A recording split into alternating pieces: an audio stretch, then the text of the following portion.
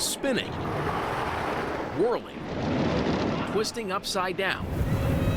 People come to Ohio seeking out thrills on some of the tallest and fastest roller coasters in the world. And they hop on rides at county fairs and festivals across the Buckeye State each summer.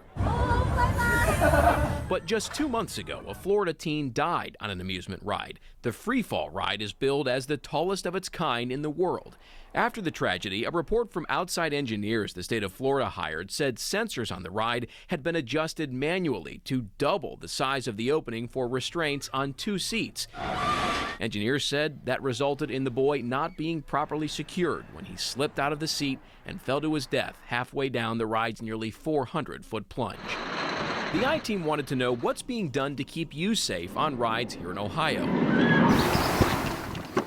We spent weeks working to set up a time and place to shadow state ride inspectors at an amusement park. Cedar Point declined the I-Team's request to allow us to shadow these same state ride inspectors we're with here in Columbus at their park last month.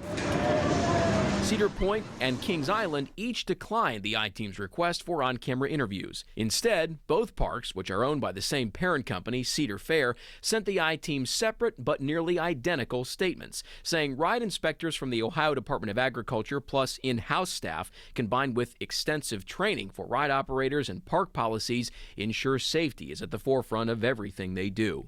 Over the last 5 years, 1 person died on a ride here in Ohio. Tyler Jarrell was killed when the Fireball ride broke apart at the Ohio State Fair in 2017.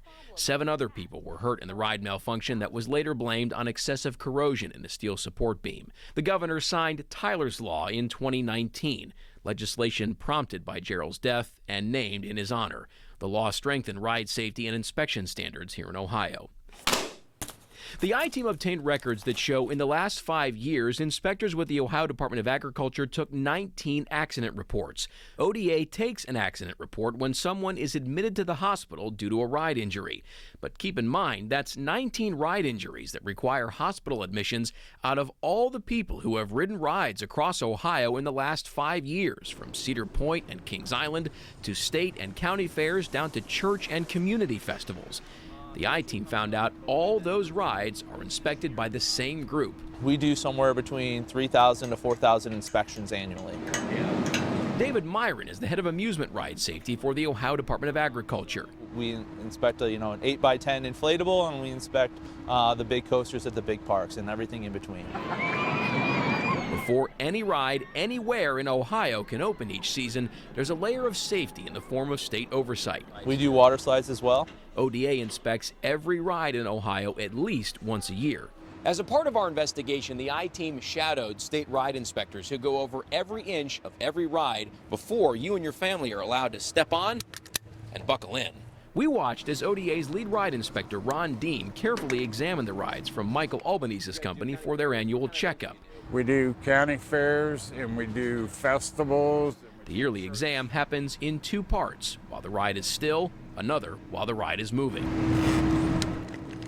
That's our Department of Agriculture ID tag. You'll see one of these on any ride that has been licensed in the state of Ohio. That goes into our database and it separates this ride from anybody else's ride. Plus it gives us a history of the inspections that were done on this particular ride. Some issues have quick fixes. Seat belts, maybe a seat belt's worn.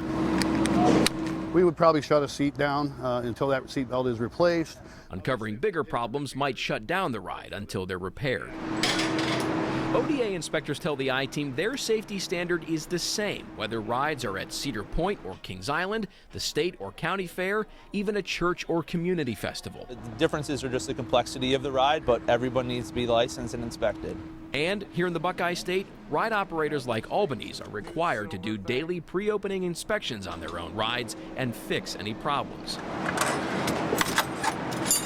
And those ride companies have to document those daily checks. And then from time to time, the state will ask to see your paperwork so that they know that you're keeping up on it. These rides are thoroughly checked, oftentimes multiple times per season. Myron tells the I-Team he believes Ohio has one of the strongest ride safety programs in the country. We believe that these rides are safe here in Ohio for all families to enjoy. And as a ride operator, Albany says he welcomes the extra layer of safety. We have one of the highest standards in inspection process there is, and I really see nothing wrong with it. For the I-Team, I'm John Bedell, News Center 7.